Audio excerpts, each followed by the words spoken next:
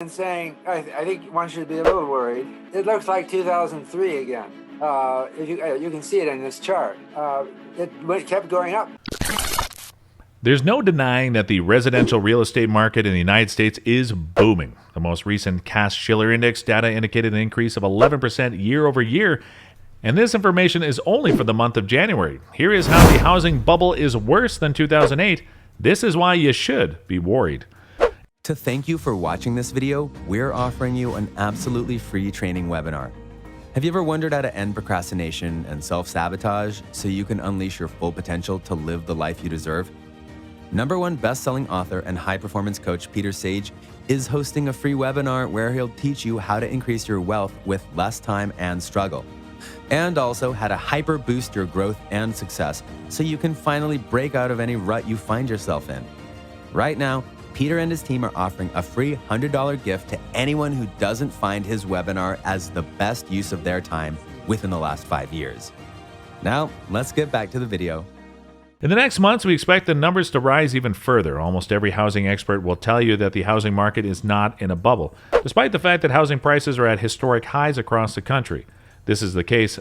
Absolutely, I believe we are trapped in an omni bubble. How long is it going to last? It is debatable.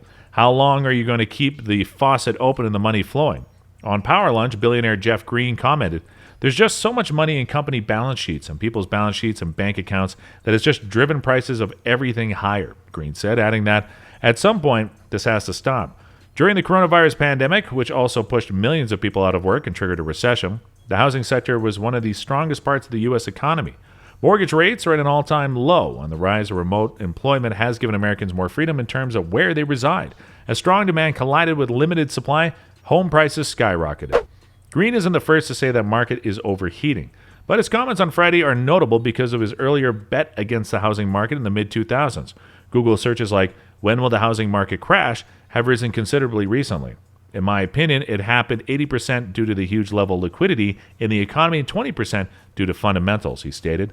The investor also mentioned rising lumber prices, implying that major inflation will emerge across the economy as it recovers from the crisis.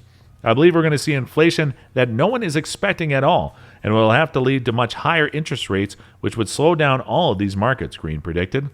According to the latest S&P CoreLogic Case-Shiller U.S. National Home Price Index, prices increased by 12% year over year in February, the largest gain since February 2006, right before the housing market crashed, sending home values into a fast slide. Buyers hoping for the housing bubble to burst and home prices to tumble may be in for a rude awakening, however. Experts believe that a lesser price correction is possible. Ali Wolf, chief economist at home research firm Zonda, says, "Today's housing market is littered with both good and bad indications. Today's homebuyers are doing so for a variety of good reasons. Low borrowing rates, the ability to work from home, and higher savings are all compelling reasons to purchase a home. However, the excitement created by these variables, along with the dread of missing out, has the potential to burst." Wolf reminds us that not all bubbles resemble the one in 2008, or even finish the same way.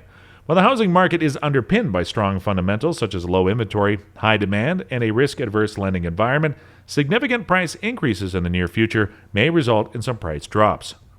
Home values are increasing as a result of post-COVID lifestyles. According to Ed Pinto, director of the American Enterprise Institute, AEI, Housing Center, today's home prices are based on intrinsic value rather than speculation, barring a massive surge of homes for sale. Due to the COVID epidemic, home values are currently being driven by low supply and innovative work-from-home models. This enables some buyers to transfer their big city incomes as well as winnings from house sales in the costliest areas, such as Seattle and San Jose, to more cheaper regions. However, it has the unintended consequences of raising prices to less expensive cities. Pinto compares this pattern to what happened when Amazon announced plans to build one of its massive headquarters in Long Island City, New York, only to back out, leaving real estate investors, flippers, and homebuyers high and dry. According to Pinto, there was a short-lived bubble followed by a bust when Amazon announced its plans. It came and went, and prices returned to where they started.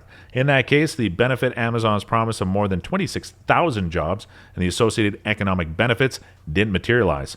In Arlington, Virginia, however, a quite different situation is unfolding, with Amazon exerting gigantic headquarters skyscrapers. It's still thriving in Arlington because Amazon is investing in universities, and investing in Virginia Tech is investing, he says. As a result, the area's utility is shifting, Pinto explains. Price changes are driven by a change in utility, not speculation. The same may be said for the current housing market. The capacity to work from anywhere, which is changing. Who can buy what is providing the utility. There is actual value in an affordable neighborhood for home buyers escaping prohibitively expensive cities, which can drive up home prices as long as demand continues to exceed supply. Even with today's market solid fundamentals, Pinto believes there is potential for a price correction. He urges purchasers to be wary of homes that are overpriced compared to the market. You've probably overpaid if you bought a home for $400,000 in February and then sold it for $700,000 today. To thank you for watching this video, we're offering you an absolutely free training webinar. How would you feel knowing that you could pay every bill you have right now as well as any future bills that come in? Commission Hero is a proven system that has helped over 8,000 people earn upwards of $1,000 a day or more. The best part is that there is zero experience needed to get started. In this free training, Robbie Blanchard and his team will teach you the top 3 secrets to how and why this system works, and how it can also work for you. Join the thousands of people who have found success and financial freedom using Commission Hero. Right now, the first 100 people to use the link below will get access to this free webinar. Now let's get back to the video. Home buyers who plan to stay in their homes for a long time are in the best position. It's impossible to predict when the market will calm and pricing will become more reasonable. Buyers have no choice but to play the long game. When it comes time to sell, the longer you stay in a home, the better your prospects of making a profit. There are, however, exceptions to every rule. You may buy just before the market peaks, sell, and profit handsomely, without having to wait years for the market to appreciate. There's also the opposite side of the coin to consider. People who bought at the peak of the bubble, for example, saw their home values plummet quickly afterwards, making it difficult to break even if they tried to sell within a few years. Those who succeeded to save their property 13 years later, on the other hand, are once again ahead of the game. This is where long-term investors gain an advantage. So for today's purchasers, the question may not be, will home prices go down, but rather, will home prices go up? However, will I be able to stay in my home long enough for some equity to grow? Even while the housing market is driven by good fundamentals rather than speculation, which is far riskier and less sustainable, according to Ralph McLaughlin, chief economist of Haas, a real estate finance company, those fundamentals can alter. For example, if development increases, property prices will fall, making homes more affordable in locations where there is more inventory. Home buyers should see the benefits of home ownership as a long-term investment, not a short-term investment. McLaughlin advises, if you live in a house for 13 years, you'll think to yourself, I got that house at a good price. Buyers who want to relocate in a year or two should be more cautious because the present 12% appreciation rate isn't guaranteed to improve or even continue. Experts often advise home buyers to stay in their houses for at least 5 years to recoup closing expenses, which can account for 10 to 15% of the purchase price. You have to pay out of pocket if the sale doesn't cover those fees.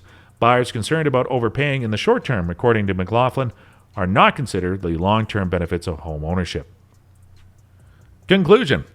The pace of new building, the strength of the economy, the number of home buyers prepared to sell, and diminished demand, to mention a few, will all influence what occurs in the next few months and years. Even with an increase in new home building, demand is unlikely to be met. This will keep prices high for a while. In terms of buyers, those who can afford a home prior to COVID were likely still in a position to do so during COVID. Low-wage workers and those who couldn't afford a home were the hardest hit by the recession and job losses. This means that, barring a recession, demand is unlikely to go down very soon. Instead of attempting to time the market or waiting for something to break the bullish trend, would-be homebuyers should create a budget and choose how much they are willing to pay. According to Aditya Kushi, Deputy Chief Economist for Title Insurance, First American Financial Corp., a potential homeowner may think that it's worth paying more for a home if it completely suits their wants and falls within their budget.